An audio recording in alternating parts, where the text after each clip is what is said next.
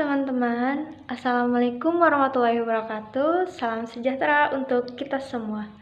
Nama saya Bella Mutia, saya mahasiswa Universitas Muhammadiyah Sukabumi, jurusan S1 Keperawatan. Di sini saya bersama rekan saya, Ibu Sarah Anggiani. Oke teman-teman, pada kesempatan kali ini saya dan rekan saya, Ibu Sarah, akan menjelaskan tentang sistem integumen combustio. Baik, kepada Ibu Sarah, saya persilahkan. Assalamualaikum warahmatullahi wabarakatuh. Alhamdulillahirabbil alamin. Asyhadu an la ilaha illallah wa asyhadu anna Muhammadar Rasulullah. Raditu billahi rabba wa bil islami dina wa bi Muhammadin nabiyya wa rasula wa bil qur'ana imama. Al-ayah. Alhamdulillahirabbil alamin. Hari ini saya berkesempatan untuk menyampaikan presentasi di mata kuliah keperawatan medikal bedah 3. Perkenalkan, nama saya Sarah Anggiani sebagai pembawa presentasi dan rekan saya Teh Bella Mutia sebagai moderator. Ya, baik teman-teman, kombustio adalah luka bakar ya, atau suatu luka yang disebabkan oleh pengalihan energi dari suatu sumber panas kepada tubuh. Luka bakar adalah injuri jaringan yang disebabkan oleh panas termal, zat kimia, elektrik, dan radiasi. Secara etiologi, luka bakar disebabkan dari sumber panas ke tubuh. Panas tersebut mungkin dipindahkan melalui konduksi atau radiasi elektromagnetik. Nah, berbagai faktor dapat menyebabkan penyebab luka bakar. Beratnya, kemudian luka bakar juga dipengaruhi oleh cara dan lamanya kontak dengan sumber panas tersebut. Nah, patofisiologi luka bakar disebabkan oleh perpindahan energi dari sumber panas ke tubuh. Panas tersebut dapat dipindahkan melalui konduksi atau radiasi elektromagnetik. Derajat luka bakar yang berhubungan dengan faktor penyebab, konduksi jaringan yang terkena, dan lamanya kulit kontak dengan sumber panas. Jadi, kulit mengalami luka bakar, terjadi kerusakan pada epidermis, pada dermis, dan jaringan subkutan lainnya. Jadi, ketika kita mengalami luka bakar, segera lakukan perawatan, atau kalau tidak bisa dilakukan di rumah, segera mendatangi pusat pelayanan kesehatan dan minta tolong tenaga medis. Baik ya teman-teman, luka bakar bisa menyebabkan kekurangan cairan elektrolit, betul. Ketika terjadi udem menyeluruh dapat terjadi pada shock hipovolemik. Apabila tidak segera ditangani, itu bisa mengalami kedaruratan. Tanda dan gejala dan klasifikasi luka bakar. Nah, luka bakar ada beberapa tingkatannya. Derajat yang pertama, dia mengenai lapisan dermis dan biasanya disebabkan oleh paparan sinar UV ya. Kemudian terkena air mendidih, terkena minyak panas sehingga rusak pada jaringan di epidermis. Kerusakan pada luka bakar hanya terasa sakit saja ya pada derajat ke-1 ini, dan biasanya bisa sembuh dalam waktu kurang lebih seminggu gitu ya, atau 7 hari. Kemudian luka bakar yang kedua, derajat yang kedua, dia mengenai semua bagian epitel dan sebagian korium. Luka bakar ini, derajat kedua ditandai oleh warna merah. Adanya kemerahan yang melepuh, kemudian dia bisa menimbulkan gejala parut. Dan proses penyembuhannya bisa lebih dari 2 minggu. Kemudian derajat yang ketiga, luka bakar yang ketiga itu memiliki permukaan yang kering ya. Dia liat, kemudian kenyal yang biasanya berwarna coklat, kemerah-merahan, bahkan hitam. Kalau bahasa kitanya sudah mati rasa ya. Walaupun luka ini bisa berwarna putih, tapi luka ini anestetik karena reseptor rasa sakit sudah hilang. Bila kita menekan luka ini, maka luka tidak akan menjadi putih dan tidak akan juga pecah karena pembuluh darah terkena trombos sehingga jaringan rasa mati. Seperti itu ya teman-teman. Baik, sekarang kita masuk kepada respons sistemik terhadap luka bakar. Yang pertama, respons sistem kardiovaskuler. Penurunan kardiak output karena kehilangan cairan, kemudian tekanan darah menjadi menurun.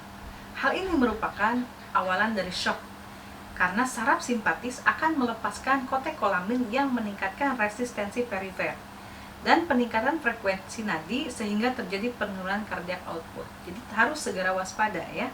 Kemudian kebocoran cairan terbesar dalam 24 sampai 36 jam. sesudah luka bakar dan mencapai puncak dalam waktu 6-8 jam. Nah, jadi harus segera melakukan konsultasi ketika sudah luka bakarnya melewati waktu 36 jam tapi juga belum sembuh. Kemudian yang kedua, respon sistemik terhadap luka bakar akan berefek pada cairan dan elektrolit. Volume darah mendadak turun. Terjadi kehilangan cairan lewat evaporasi. Hal ini dapat mencapai 3-5 liter dalam 24 jam sebelum permukaan kulit ditutup. Kemudian hiponatremia. Hiponatremia ini sering terjadi dalam minggu pertama fase akut karena air berpindah dari interstisial ke dalam vaskuler. Oke, berikutnya ada resep pulmonal. Hiperventilasi dapat terjadi karena pada luka bakar terjadi hipermetabolik dan respon lokal sehingga oksigen meningkat 2 kali lipat. Jadi kita harus selalu memakai oksigen ketika sudah terlalu parah ya. Nah, kemudian respon gastrointestinal. Terjadi ileus paralitik ditandai dengan berkurangnya peristaltik usus dan bising usus. Kemudian respon pada sistemik lainnya terjadi perubahan fungsional karena menurunnya volume darah, hemoglobin, dan mioglobin menyumbat. Hal ini bisa menyebabkan nekrosis dan gagal ginjal akut. Ya, perubahan pertahanan imunologis tubuh, kehilangan integritas kulit, perubahan kadar, serta komplement serum, gangguan fungsi neutrofil, lompositopenia, resiko tinggi sepsis, dan terakhir bisa menyebabkan hipotermi. Ya, jika pada jam pertama setelah luka bakar karena hilangnya kulit, kemudian hipermetabolisme menyebabkan hipertermi kendati tidak terjadi infeksi. Jadi teman-teman tetap waspada ya. Bagaimana melakukan perawatan jika terjadi tempat kejadian? Yang pertama, fase resusitasi. Fase ini fase perawatan awal ya. Mematikan api, kemudian mendinginkan luka bakar. Jika terjadi terkena air, kasih air pakai air mengalir gitu ya. Kalau minyak disiram air mengalir dulu. Tidak boleh menggunakan kecap, kemudian odol dan yang lain tidak boleh ya. Kemudian melepaskan benda penghalang ya, yang bisa semakin terjadi luka bakar. Kemudian menutup luka bakar, mengirigasi luka kimia, tindakan kegawat darurat. Kemudian pencegahan shock. Pencegahan shock itu bisa larikan ke pelayanan kesehatan, baik itu puskesmas, rumah sakit, dan yang lain. Kemudian fase akut ya. Fase akut itu perawatan luka umum. Itu bisa dengan melakukan pembersihan luka, terapi antibiotik, ganti balutan, kemudian perawatan luka tertutup atau tidak tertutup, dan hidroterapi. Biasanya dilakukan oleh tenaga medis yang sudah terampil. Nah, kemudian teman-teman, kita akan melakukan fase rehabilitasi. Setelah tadi kita dilakukan perawatan ya di pelayanan kesehatan, kita fase rehabilitasi perawatan lanjutan di rumah. Ketika ada komplikasi distress pernapasan, gagal ginjal, kontraktur, dan sepsis, kita berikan perawatan lanjutan di rumah dengan selalu kontrol rutin kepada pelayanan kesehatan. Sekarang kita masuk ke konsep asuhan keperawatan. Seperti biasa, konsep asuhan keperawatan yang pertama adalah kita melakukan pengkajian.